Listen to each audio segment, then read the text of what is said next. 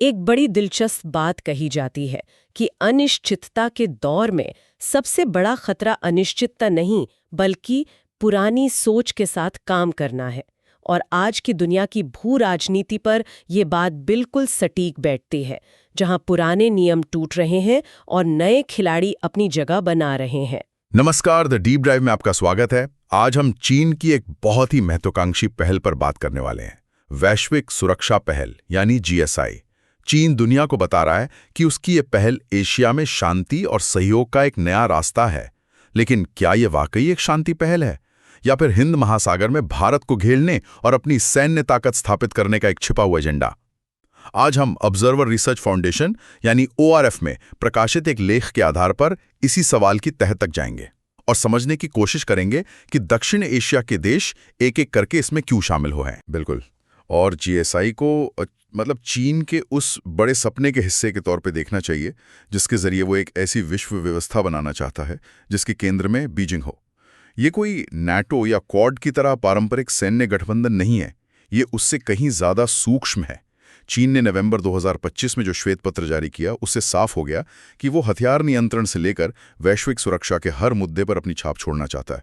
GSI असल में एक छाते की तरह है जिसके नीचे चीन अपने सारे मौजूदा सुरक्षा समझौतों को एक साथ ला रहा है, उन्हें एक नई पहचान दे रहा है। तो ये एक तरह की रीब्रांडिंग हुई, लेकिन एक बहुत बड़े रणनीतिक मकसद के साथ। जी। तो चलिए इसी को और गहराई से समझते हैं।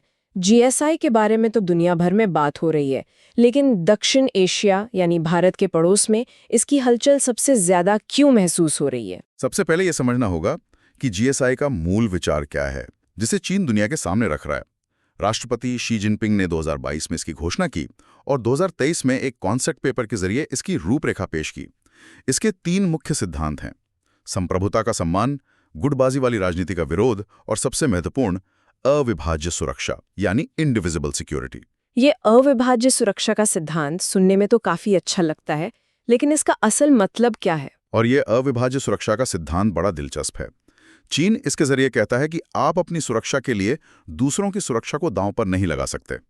यह सीधे सीधे नेटो जैसे पश्चिमी गठबंधनों पर एक वैचारिक हमला है, जहां एक सदस्य की सुरक्षा के लिए पूरा गुट खड़ा हो जाता है, भले ही उससे दूसरे देशों की सुरक्षा को खतरा हो। चीन इसे पश्चिम के हस्तक्षेपवादी मॉडल के विकल्प के रूप में पेश कर रहा है और खुद को एक ऐसी बहुध्रुवीय दुनिया का चैंपियन बता रहा है जहां हर किसी की जीत हो। मतलब ये सिर्फ एक सुरक्षा पहल नहीं बल्कि एक वैचारिक लड़ाई भी है, और इसी विचार के साथ चीन ने दक्षिण एशिया में दस्तक दी है।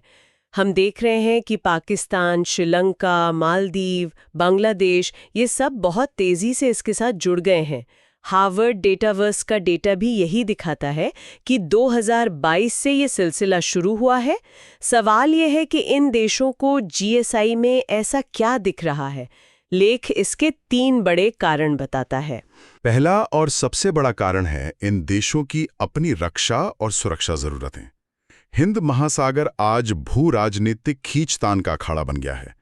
इन छोटे देशों को लगता है कि चीन का उदय एक हकीकत है जिसे नकारा नहीं जा सकता, और चीन के पास वो सब कुछ है जो उन्हें चाहिए: आधुनिक हथियार बनाने की क्षमता, सस्ते दामों पर उनका निर्यात और AI, साइबर स्पेस जैसी भविष्य की तकनीकें।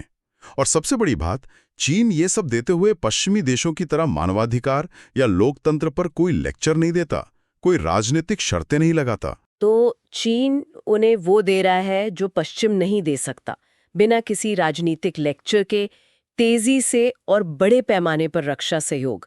ये तो किसी भी छोटे देश के लिए एक बहुत आकर्षक सौदा लगेगा। पाकिस्तान के लिए तो ये हमेशा से भारत के खिलाफ एक गारंटी रहा है, लेकिन अब बांग्लादेश, श्रीलंका और मालदीव जैसे देशों को भी ये संयोजन बहुत लुभा रहा है। बिल्कुल। दूसरा कारण है भारत के प्रभाव को संतुलित करना। इसे कूटनीतिक भाषा में स्ट्रैटेजिक डाइवर्सिफिकेशन और हेजिंग कहते हैं।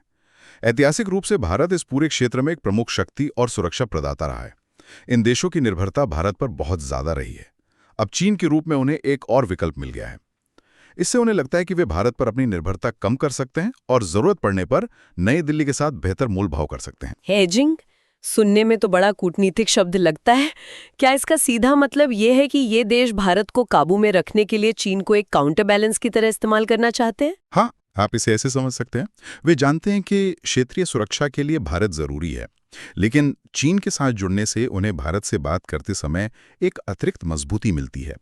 और तीसरा कारण इन देशों की अपनी घरेलू राजनीति है।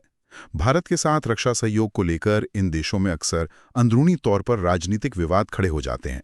नई दिल्ली पर उनकी संप्रभुता का उल्लंघन करने के आरोप लगते हैं। हमने मालदीव में इंडिया आउट अभियान देखा है और श्रीलंका में भी भारत के साथ रक्षा समझौतों की तीखी आलोचना हुई है। तो क्या ये कहा जा सकता है कि वहाँ के राजनेता जीएसआई को एक राजनीतिक हथियार के तौर पर भी इस्तेमाल कर रहे हैं? हाँ, ये एक बड़ा पहलू है। सुरक्षा सहयोग का बहुत ज्यादा राजनीतिकरण हो चुका है। ये कोई संयोग नहीं है कि मालदीव और बांग्लादेश में सरकार बदलने के ठीक बाद ही उन्होंने जीएसआई में शामिल होने का फैसला किया। और श्रीलंका के मामले में उसकी आर्थिक बदहाली ने चीन के सामने उसकी मोलभाव करने की ताकत को लगभग खत्म कर दिया है। तो ये सिर्फ रणनीतिक नहीं बल्कि राजनीतिक और आर्थिक मजबूरियों का भी नतीजा है। तो अब तस्वीर साफ हो रही है कि ये देश जीएसआई की तरफ क्यों खिंचे चले जा रहे हैं। लेकिन यहाँ एक और दिलचस्प बात सामने आती है। चीन जीएसआई को लागू करने के लिए कोई नई बड़ी परियोजनाएं शुरू नहीं कर रहा है। वो बस अपने पुराने रक्षा संबंधों को ही इस नए नाम के तहत और मजबूत और संस्थागत बना रहा है। ये एक क्लासिक पुरानी शराब नई बोतल वाली बात लगती है, लेकिन ये बोतल बहुत रणनीतिक तरीके से डिजाइन की गई है। एकदम सही। चीन ने तो यहां तक दावा कर दिया है कि भूटान और नेपाल ने भी जीएसआई का समर्थन किया है, जबकि इन देशों ने कभी आधिकारिक तौर पर ऐसा कुछ नहीं कहा। इससे चीन की मंशा साफ दिखती है। और अगर हम जमीनी हकीकत देखें तो ये और साफ हो जाता है। पाकिस्तान के साथ उसका रिश्ता सबसे गहरा है। वहां दोनों देश मिलकर हथियार बना रहे हैं, सैन्य प्लेटफॉर्म साझा कर रहे हैं और उनके बीच गहरी इंटरऑपरेबिलिटी है। एक मिनट, इंटरऑपरेबिलिटी या अंतर संचालनीयता का आम भाषा में क्या मतलब हुआ? इसका सीधा मतलब है कि दोनों देशों की सेनाएं एक दूसरे का सिस्टम और हथियारों को इतनी आसानी से इस्तेमाल कर सकती हैं मानो वो एक ही सेना का हिस्सा हों। सोचिए, 2015 से 2024 के बीच पाकिस्तान ने जितने भी हथियार खरीदे उनमें से लगभग 78% चीन से आए थे। ये एक गहरी सैन्य निर्भरता को दिखाता है। इन बेस पर ना कर दिया। अब खबरें हैं कि ब्रिटिश काल के एक पुराने एयरबेस लालमोनिरहाट को भी चीनी मदद से दोबारा शुरू किया जा रहा है। ये लालमोनिरहाट एयरबेस भारत के लिए रणनीतिक रूप से कितना महत्वपूर्ण है? क्या इसका सीधा असर भारत की सुरक्षा पर पड़ेगा? बिल्कुल। लालमोनिरहाट एयरबेस भारत के सिलीगुड़ी कॉरिडोर के बहुत करीब है, जिसे चिकन नेक भी कहा जाता है। ये एक बहुत ही संवेदनशील इलाका है जो भारत के पूर्वोत्तर राज्यों को बाकी देश से जोड़ता है। वहां पर चीनी सहायता से किसी एयरबेस का सक्रिय होना भारत के लिए एक बड़ी सामरिक चिंता का विषय है। और अब मालदीव की बात करते हैं, जहां राष्ट्रपति मुइज़्ज़ू के आने के बाद से तो हालात पूरी तरह बदल गए हैं। मुइज़्ज़ू के नेतृत्व में मालदीव ने चीन के साथ अपना पहला सैन्य सहायता समझौता किया। इसमें गैर घातक हथियार और मुफ्त ट्रेनिंग शामिल है।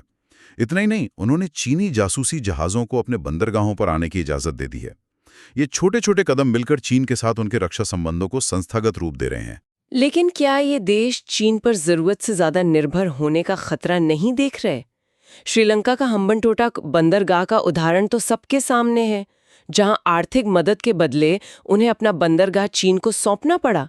क्या वो एक गलती को दोहरा नहीं रहे, लेकिन इस बार सुरक्षा के क्षेत्र में? ये बहुत बड़ा सवाल है और इन देशों के नीति निर्माता भी इस पर जरूर सोचते होंगे।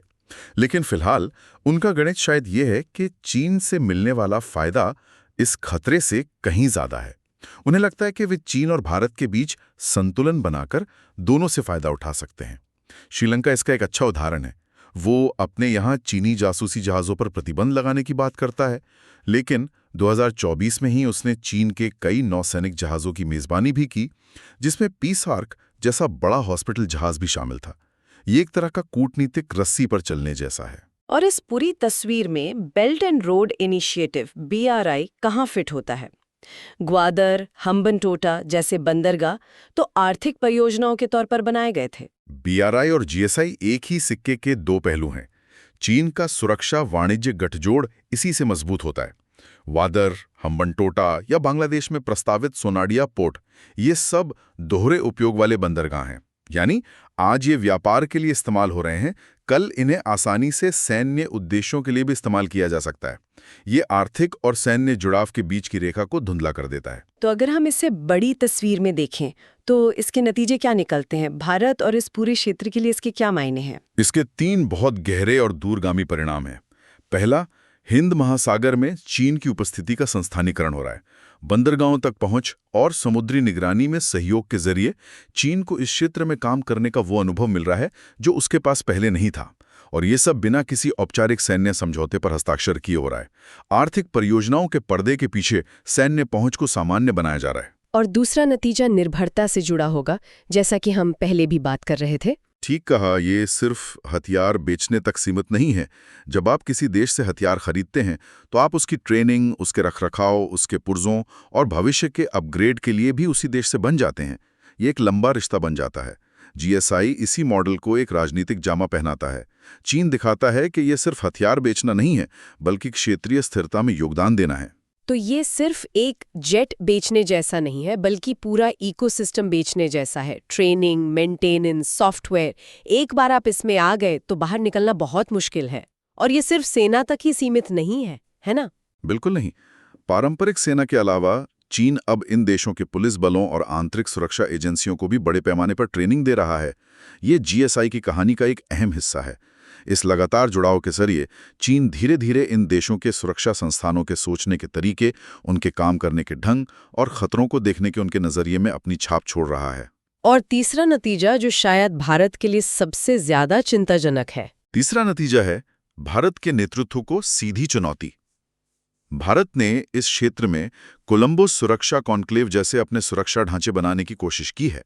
जीएसएसआई सीधे तौर पर इन्हें चुनौती देता है। सोचिए, जब भारत के पड़ोसी देश अपनी सुरक्षा के लिए चीनी हथियार, चीनी ट्रेनिंग और चीनी नीतियों का इस्तेमाल करेंगे, तो उनके साथ मिलकर काम करना, खुफिया जानकारी साझा करना या संयुक्त अभ्यास करना कितना मुश्किल हो जाएगा। मुझे जो बात सबसे ज्यादा परेशान कर रही है वो भारत के लिए इसके मायने हैं।